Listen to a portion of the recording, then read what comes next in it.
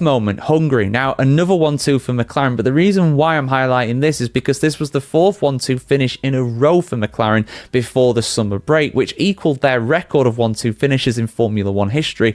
Had they done that at the following round as well in the Netherlands, they would have, of course, equaled the all-time record for 1-2 finishes with 5 in a row, but sadly Lando Norris's engine said no to that request. However, before the summer break, again, they were absolutely miles clear of the competition. I think in terms of the overall margin, this is probably the biggest between them and the competition. It was over 20 seconds between them and George Russell by the finish, who was in third. And if it wasn't already known at that point, they were going to win the Constructors' Championship. It was just a matter of time. They could have done so at the Azerbaijan Grand Prix, but the final moment I'm going to highlight is the moment where they clinched it at Singapore. It was not the best Grand Prix for them overall. There was a big controversy with the drivers colliding. I've already had my say on that. Check out the video if you've not already, of course.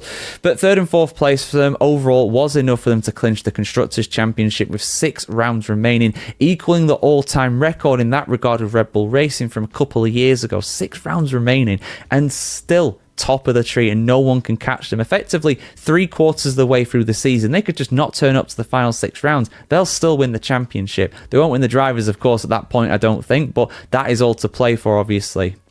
But despite that, they were still one of the highest scoring teams from that weekend. Only Mercedes outscored them, of course, with George Russell getting first and Antonelli getting fifth, just a little bit more than McLaren. But it's very rare at any point throughout this season that any team had actually outscored them. That's how relentlessly consistent they've been.